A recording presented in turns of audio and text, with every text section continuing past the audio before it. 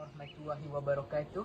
Alhamdulillah bertemu lagi kita di dalam sebuah perbincangan tentang bulan Ramadan. Dan hari ini kita dalam sesi yang kedua dan kita masih lagi bersama Da'i Airil. Okey. Baiklah, Alhamdulillah bertemu kita dalam siri yang kedua untuk kupasan dan kita bahaskan pasal bulan puasa ini.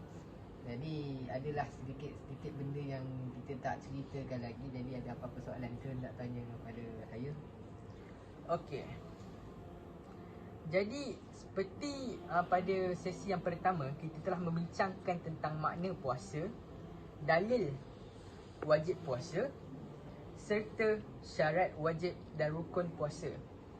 Tetapi pada sesi yang kedua ini kita nak membincangkan tentang perkara sunat puasa dan perkara membatalkan puasa. Jadi kita nak tahulah Da'i Airil, apakah perkara sunat puasa? Sunat puasa. Okey, ada perkara sunat yang boleh lakukan ketika puasa. Yang pertama, segeralah kita berbuka puasa apabila terbenam matahari atau dah berkumandangnya azan maghrib. Hendaklah segera berbuka puasa. Cepat-cepatlah kita mempersiapkan hidangan kita kan. Jangan tangguh-tangguh lagi dah boleh makan dah. Tapi janganlah sampai belum azan lagi baru dia asar dah pergi siap-siap dah nak buka puasa. Jangan. B. Melewatkan waktu sahur. Hal ini sunnah dilakukan selagi mana tidak khawatir terbitnya fajar. Rasulullah SAW bersabda, makan sahurlah kerana dalam sahur itu ada berkat. Dalam banyak kitab sahih disebutkan sebuah hadis dari Zaid bin Tahbib. Ia berkata, suatu hari kami pernah bersahur bersama Rasulullah SAW. Lalu kami melaksanakan solat subuh. Ada yang bertanyakan kepada Zaid waktu ia menceritakan itu, kira-kira berapa lama jarak antara makan sahur dan solat anda pada waktu itu? Dia menjawab, kira-kira selama orang membaca 50 ayat Al-Quran. Waktu sahur dimulai dari pertengahan malam, yang lebih utama adalah melakukan pada saat menjelang fajar. Rasulullah SAW amat menganjurkan umatnya agar bersahur kerana terdapat keberkatan pada waktu itu. Sabda baginda SAW, bersahurlah kamu semua kerana sesungguhnya pada waktu makan sahur itu terdapat keberkatan. Hadis riwayat Al-Bukhari. Maksud keberkatan di sini ialah wujudnya ganjaran serta pahala yang besar di dalam ibadah sahur tersebut. Okey. Antara hikmah disyariatkan bersahur adalah untuk membezakan antara ibadah puasa orang Islam dengan ibadah puasa orang Yahudi, Nasrani, Kristian, ahli kitab. Sabda Rasulullah SAW, pemisah yang membezakan antara puasa kita dan puasa ahli kitab ialah makan sahur. Hadis riwayat At-Tirmizi. Ada menurut daripada seorang Al-Hafiz yang bernama Al-Hafiz Ibnu Hajar Al-Asqalani, keberkatan sahur itu diperolehi melalui beberapa segi, iaitu mengikuti sunnah, menyelisihi ahli kitab, menambahkan kekuatan dan semangat untuk beribadah, menghindari tabiat buruk yang timbul akibat lapar, menjadi sebab untuk bersedekah kepada orang yang meminta saat itu, menjadi sebab untuk berzikir dan berdoa pada waktu yang mustajab, dan memberi kesempatan untuk berniat bagi mereka yang belum sempat berniat puasa sebelum tidur. Masya Allah. Ini kata-kata daripada seorang Al-Hafiz ya. Jadi itu yang kedua. Perkara sunat yang ketiga, memperbanyakkan sedekah dan membaca Al-Quran. Ini memang digalakkan sangatlah bulan puasa ni. Banyakkanlah baca Al-Quran dan sedekah tentu. Dan bulan puasa ni kita nak berlumba-lumba mengejar pahala, nak meraih kasih sayang Allah. Yes. Hal ini kerana puasa sebagai pengingat akan penderitaan orang-orang miskin. Kebajikan yang dilakukan pada bulan Ramadan mendapat pahala yang berlipat ganda. Masya Allah. Sebab tahun lepas ingat tak, kat time-time kes Covid, banyak orang yang buat sedekah kan, bulan puasa lah terutamanya. Lebih dari kebajikan-kebajikan yang dibuat di luar bulan Ramadan, Allah berfirman juga dalam hadis Qudsi yang bermaksud, tiap-tiap kebaikan dibalas dengan 10 pahala hingga 700 pahala kecuali puasa. Dia untukku dan aku akan membalasnya. Mentadarus Al-Quran. Yang kedua Al-Quran lah. Puasa dan Al-Quran. Sedekah dan Al-Quran. Maafkan saya. Mentadarus Al-Quran secara beramai-ramai merupakan amalan utama di bulan Ramadan. Contohnya kita bulan Ramadan kita buat apa? Tadarus Al-Quran.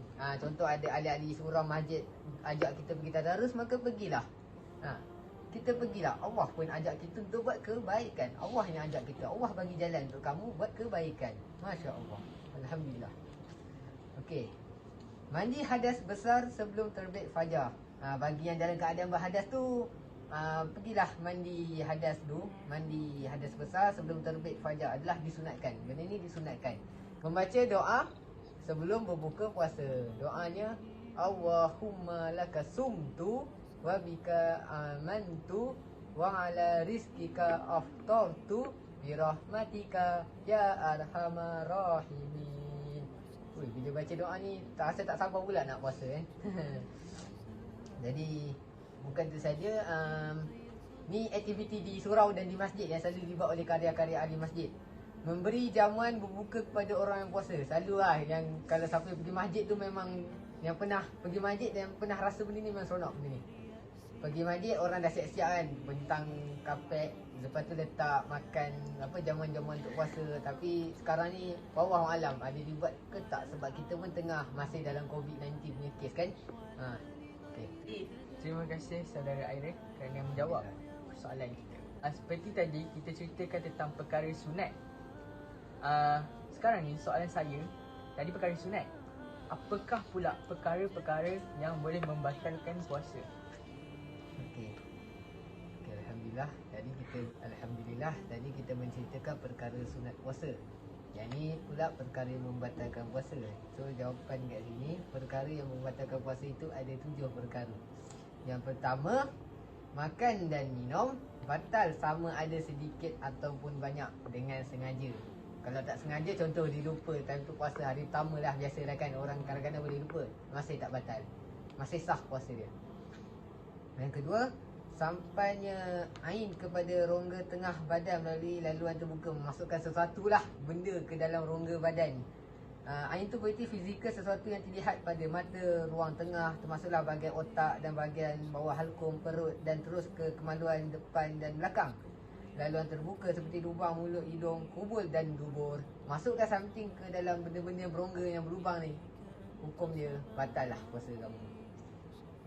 Yang ketiga, muntah dengan sengaja. Kita tahu dah, mengeluarkan benda yang ada dalam badan dengan sengaja batal. Yang keempat, persetubuhan sekalipun tidak mengeluarkan air mani. Suami isteri kat sana bersabarlah. Di siang hari tahanlah nafsu tu dulu, jangan lakukan lagi benda tu. Buat benda macam ibadah, mengaji sama-sama, betul tak? Yang kelima, mengeluarkan air mani dengan sengaja. Benda tu adalah batal, puasa dia batal. Yang keenam, datang darah haid atau nifas. Ini bagi perempuan lah. Kalau dah keluar darah haid dengan nifas, maka batal lah puasa kamu. Dan yang ketujuh, gila atau murtad.